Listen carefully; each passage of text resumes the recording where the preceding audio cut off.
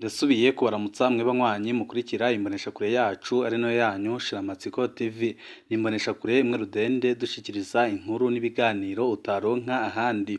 Uyu ni umwanya w'amakuru agezweko ari kuvugwa ngaha mu gihugu c'u Burundi, aho ino mboneshakure yacu ari nayo yanyu Shiramatsiko TV bategurira amakuru atandukanye kandi ahambaye aba ari kuvugwa mu bisata bitandukanye, aho twibanda cane cane ku makuru aba ari kuvugwa ku gateka kazina muntu, aba ari kuvugwa mu butunga aba ari kuvugwa mu cibano, aba ari kuvugwa ku mbuga ngurukana bumenyi ndetse n'andi yose mutamenye mwaranyegejwe turatohoza amaze tukabashikiriza ido nido.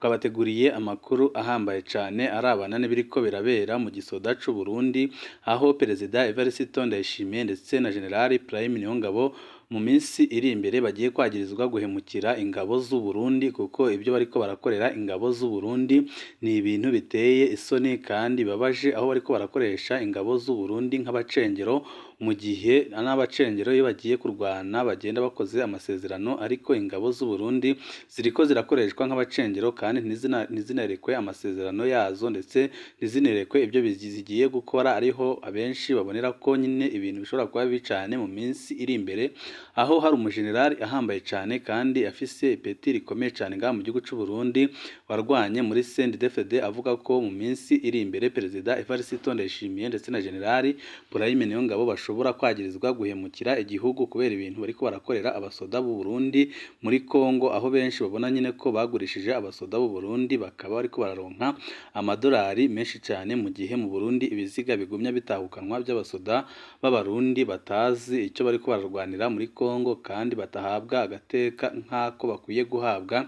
Ibyerekana nyine neza ko Perezida Evariste Ndayishimiye ndetse na Prime Niyongabo bagurishije igisoda cy'u Burundi, ariko mu minsi iri imbere abasoda bakaba bari gutegura ikintu gikomeye cyane gishobora kuzatuma bicuza amakosa yose bakoreye igisoda. Hari amakuru ahambaye cyane twaganiriye n'uwo mujenerali warwanye muri CNDD-FDD, nyine byose tugiye kubashikiriza mu dondo ry'amakuru.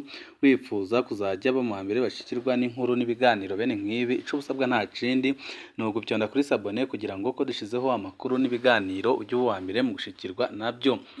Barahemukiye ingabo z'u Burundi.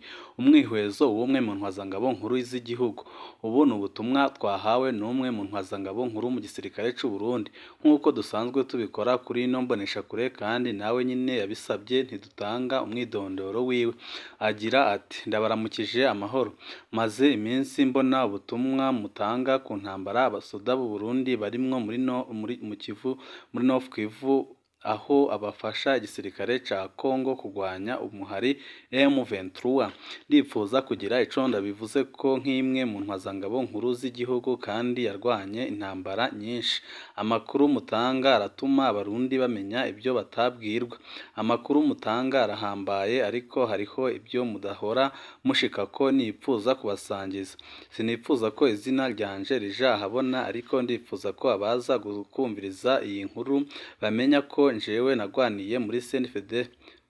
Birahambaye ko abarundi bamenya neza ko abahoze muri CNDD-FDD badategerezwa gushigikira amakosa akozwe n'ubutegetsi bukomoka kuri CNDD-FDD. Igisirikare c'u Burundi ndakirimwo kuva muri 2005, aho niho twemerewe icese nk'abasoda b'u Burundi.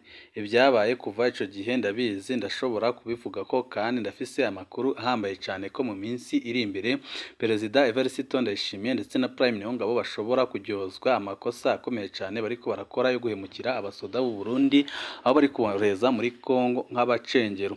Umukuru w'igihugu arafise uburenganzira bwo kugomora ingabo hanze y'igihugu. Icambere ngomba gushimika ko ni ukubatahuza ko atari ubwa mbere umukuru w'igihugu arungitse abasoda hanze. Nk'umubyeyi w'igihugu arafise uburenganzira bwo kugomora ingabo z'u Burundi zikaja mu rugamba hanze y'igihugu mu gihe inyungu zihambaye z'igihugu zihutirwa. Umukuru w'igihugu nta n'uruhusha bisabira, ico akora arabimenyesha inama nshingamateka na nkenguzamateka. Muri 2007 Perezida Nkurunziza yarafashe ingingo yo kurungika ingabo z'u Burundi muri Somalia. Ico gihe inyungu twari dufise zari zibiri. Ubwa mbere twashaka kumenya ko koko igisirikare cafatanye. Twaribaza ingene tuzomenya ko abahoze mu mihari itandukanye n'abahoze mu gisoda ca kera bafatanye koko nk'abasoda. Kubarungika muri Somalia kwari kubarungika iyo umwana arira nyina ntiyumve, kwari kubarungika mu rugamba tukaraba ingene basangira amagorwa y'intambara. Inyungu ya kabiri yari iya amafaranga. Igihugu kirahungukira amafaranga mvamakungu, abasoda nabo nyine barahungukira amafaranga menshi cyane. Ibyo byose rwose byarumvikanaga mu basoda kandi n'abarundi bose barabitahuraga, kuko nyine Nkurunziza ibyo yabikoze yabimenyesheje abarundi bose. Ariko Perezida Evariste Ndayishimiye ariko arakora ibintu bibi cyane, aho nyine ashobora kwisanga mu minsi iri imbere ariko arabiryozwa, kuko abasoda baramaze kurakara kandi barafise ibyo bariko barategura, ku buryo Perezida Evariste Ndayishimiye ashobora kwisanga nawe nyine apfunzwe ariko arabazwa ku makosa ariko arakorera abasoda muri ino minsi. Perezida Nkurunziza amaze kubona izo nyungu zose yarafashe ingingo nka kizigenza w'ingabo z'u Burundi. Nta n'umwe yasabye uruhusha ariko yarabimenyesheje abarundi yaciye mu nama nshingamateka na nkenguzamateka, ariko niva we ntabyo yigeze akora. Ku rugamba abasoda barapfa, ibyo ngibyo ni bisanzwe, ariko se bapfa gute? Umusirikare ntatangazwa no kubona abasirikare bapfa ku rugamba. Niko birababaje kubona ba serugo bariko barasiga imfubyi n'abapfakazi, ababyeyi babahamba abahungu babo. Ariko umusirikare wese arazi ko agendana n'urupfu. Umusoda arazi ko umwanya uwo ari wo wose ashobora gupfira igihugu, ariko ntago yemera gupfa atazi ico ariko arapfira, nk'uko nyine abasoda bari muri Kongo bariko barapfa batazi ico bari gupfira kandi batazi n'ico bariko bararwanira. Ico igihugu gisabwa nuko umusirikare wese kimuha ubumenyi bukwiye n'ibikoresho bikwiye byo kwivuna umwansi. Ikindi gihambaye ku musirikare nuko iyo agiye ku rugamba atahura neza ko ariko agwanira inyungu z'igihugu ciwe. Birashobora gushika ko umusirikare arungikwa mu gikorwa bizwi neza ko atazogaruka. Izo bita misiyo nyine ziba zifise agisida nyinshi cyane. Nta musoda ashobora gutegekwa igikorwa nk'ico. Umusoda niwe yiyemerera igikorwa nk'ico, agasinya kandi akabaza n'ingene umuryango wiwe uzosigara urafashwa. Nta mutegetsi n'umwe arekuriwe kurungikwa umusirikare mu gikorwa bizwi ko ategerezwa gupfiramwo atabigizemwo uruhara. Ubuhemu bukorerwa umusirikare arungitswe muri Kongo. Perezida Evariste Ndayishimiye ndetse na General Prime Niyongabo bariko barahemukira abasoda ku buryo bukomeye cyane. Ubuhemu bwa mbere bujanye n'intambara yo muri Kongo nuko umukuru w'igihugu atamenyesheje abarundi ibyo yarungitswemo ingabo z'u Burundi muri Kivu y'uburaruko. Kugeza ubu inama nshingamateka na nkenguzamateka ntizaramenyeshwa impamvu abasoda b'u Burundi bariko baragwana muri Nord Kivu. Haravugwa amasezerano yasinywe hagati ya Perezida Ndayishimiye na Perezida Tshisekedi, ariko ayo masezerano ntiyamenyeshejwe izo nzego ziserukira abarundi bose. Ubuhemu bugira kabiri ni ukurungika umusirikare w'umurundi ubanje kumwambura akaranga k'umusoda w'u Burundi kandi akagenda adafise ibigwanisho byo kumukingira. Gufata umusoda wacu ukamwambura umwambaro w'igisirikare cy'u Burundi, ukamwaka ibimuranga byose, ukamwaka inkoho yiwe, ukaca umwuriza indege, ni ubuhemu budasanzwe, ni ubuhemu bukomeye cyane, ni ibintu bidasanzwe Perezida Evariste Ndayishimiye ari gukora, kandi ni ibintu biteye ubwoba bishobora gusiga bisambuye igisoda cy'u Burundi.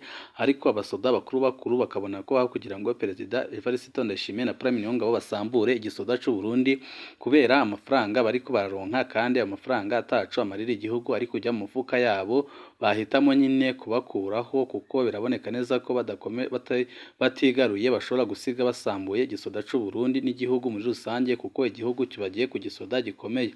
Ni ukuvuga ko agiye atakiri umusoda w'u Burundi. Ni ukuvuga kandi ko uwo murungise afise uburenganzira bwo kumukoresha ico ashaka cose mu gihe umusoda agiye adashobora kwivuna. Agenda atazi inkoho bazomuha uko imeze, agenda atazi ko iyo nkoho ikora, agenda atazi ibizomubako. Nta mutegetsi n'umwe arikuriwe gukora ikintu nk'ico ku musirikare w'igihugu naho yaba ari perezida. Ibyo ngibyo ntababirekuriwe, kuko nyine ni ukudandaza amagara y'umusoda kandi bitemewe. Abasoda b'u Burundi bariko baragurishwa nk'abacangero. Ibintu uko byifashe muri kino gihe biboneka ko umukuru w'igihugu n'abagaba igisirikare baronse isoko ryo kugurisha abasoda, mu gihe abasoda badasigurirwa ngo batahure inyungu z'igihugu bagwanira, bakagenda batakiri abasoda b'u Burundi baba bahindutse abacengero. Ariko umucengero nawe ntagenda adasinya amasezerano yerekana impembo yiwe. Ubuhemu abasoda bacu bakorerwa ni ukubona barungikwa nk'abacengero ariko batari buhemberwe ibikorwa byabo. Ibibabaza abasoda batari bake babona ko ibintu bariko barakorerwa na Perezida Evariste Ndayishimiye byanze bikunze azabyishura. Abasoda barakora hagahembwa uwundi. Amakuru aguma akwiragizwa arateye ubwoba. Twumvise amafaranga abategetsi bariko barahembwa ku musoda wese arungitswe muri Kongo. Ayo mafaranga azokora iki mu gihe Uburundi butemera ko buriko buragwana muri Nord Kivu? Ayo mafaranga ntashobora kwinjira mu kigega ca leta kubera adashobora gusigurwa. Ayo mafaranga ntazokubaka amashuri, ntazokubaka ibitaro, ntazokubaka ikibuga c'indege, ntaco azafasha igihugu. Kumbure umusirikare yatahura ko ariko aritanga kugira igihugu kironke amafaranga yo kugiteza imbere ku neza y'abana babo. Amafaranga abasoda bacu bariko baraca azohera mu mifuko y'abategetsi bakeya. Imiryango y'abasoda baguye ku rugamba ntaco bikuramwo, nta n'ico yungukiramo, kuko biraboneka neza ko amafaranga yose ajya mu mufuka wa Perezida Evariste Ndayishimiye. Abasoda b'u Burundi barasumbwa n'abakenyezi bagurishwa mu bihugu by'Abarabu. Uravye neza urudandazwa rw'abasoda b'u Burundi kwa Kisegeti ntaho rutandukaniye n'urudandazwa rw'abarundikazi mu bihugu by'Abarabu. Hose ni ukugurisha abantu bakagenda gukora ibikorwa, nawe ugahembwa kubera warungitse. Abakenyezi baja mu Barabu bafise umwambaro bambikwa wemewe mu Barabu, nk'uko n'abasoda bacu bambikwa umwambaro wemewe muri Kongo. Itandukaniro nyamukuru riboneka nuko umukobwa arungitswe muri Oman canke Arabia Saudite abanza gusinya amasezerano akamenya neza umushahara azohembwa. Abasoda bacu bagenda muri Nord Kivu batagira amasezerano, batagira impembo y'ibikorwa byabo. Ibaze ingendo byoba bibabaje umurundikazi arungitswe mu Barabu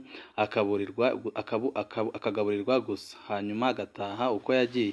Amafaranga yakoreye agahembwa uwamurungitse. Byaba bibabaje cane, ariko nibyo biriko biraba ku basoda b'u Burundi. Impanuro nyine uwo mujenerali yahaye Perezida Evariste Ndayishimiye ndetse na Generali Prime Niyongabo. Umukuru w'igihugu n'abarongoye igisirikare barashobora kuzokwagirizwa guhemukira igihugu bikabije, ico bita nyine ubuhemu bukabije kandi buteye ubwoba. Mu gihe ibintu byoguma gutya, mu mwanya wa vuba cane nibarabe bamenyeshe inama nshingamateka na nkenguzamateka impamvu abasoda b'u Burundi barungitswe kurwana muri Nord Kivu. Ica kabiri nibereke inama nshingamateka na nkenguzamateka amasezerano ari hagati ya Perezida Ndayishimiye na Perezida Kisekedi. Ica gatatu nibashire ahabona ico Kongo iriha umusirikare wese w'umurundi ari muri ico gihugu. Ubwa kane niberekane inyungu umusirikare wese ahabwa mu mafaranga arihwa na Kongo, bongere berekane amafaranga igihugu cunguka nico agenewe.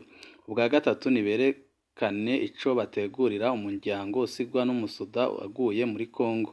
Ubwa gatandatu nibavuge umwanya ibikorwa byo muri Nord Kivu bigenewe n'umwanya umusoda wese ategerezwa kumarayo. Ibyo bikozwe neza abasoda bacu bazotahura ibyo barimwo, ariko bidakozwe ingwano yo muri Nord Kivu irashobora kutwononera igisirikare, hanyuma abategetsi b'u Burundi nabo bakazobazwa amakosa akomeye cane, harimwo ico guhemukira nyine ingabo z'igihugu. Ibi ndabivuze ku neza y'igihugu kubera atahandi mfise nobicisha, simfatwe nk'umwanzi w'igihugu. Niyo mpamvu nyine ubu butumwa nshimye kubucisha kuri no mboneshakure ikurikirwa n'abarundi batari bake. Uwo ni umusoda ahambaye cane afise ipeti rya generale warwanye muri CNDD-FDD, nawe nyine adatahura indwano abasoda b'u Burundi bariko barakora muri Kongo, kandi akavuga ko hari ikintu gikomeye cane kiriko kirategurirwa Perezida Evariste Ndayishimiye gishobora kuzasiga kimuryoje amakosa yose ariko arakora, kuko nyine ariko arahemukira igihugu n'igisoda c'u Burundi, kuko igihugu kiba cyubakiye ku gisoda, ariko we yahisemo amafaranga. Ubu ngubu yemera gutanga ubuzima bw'abana b'abarundi bajya gukoreshwa nk'abacengero mu gihe batanasigurirwa ico bariko bararwanira. Banywanyi bacu ni ngaha duce dusozerera amakuru kari kabateguriye. Wifuza kuzajya ba mbere bashirwa n'inkuru n'ibiganiro bene nk'ibi, ico usabwa nta kindi no gupyonda kuri sabone kugira ngo uko dushizeho amakuru n'ibiganiro ujye uwa mbere mu gushikirwa nabyo. Amakuru yacu nakagaruka. Ibihe byiza nibyo ndabipfurije.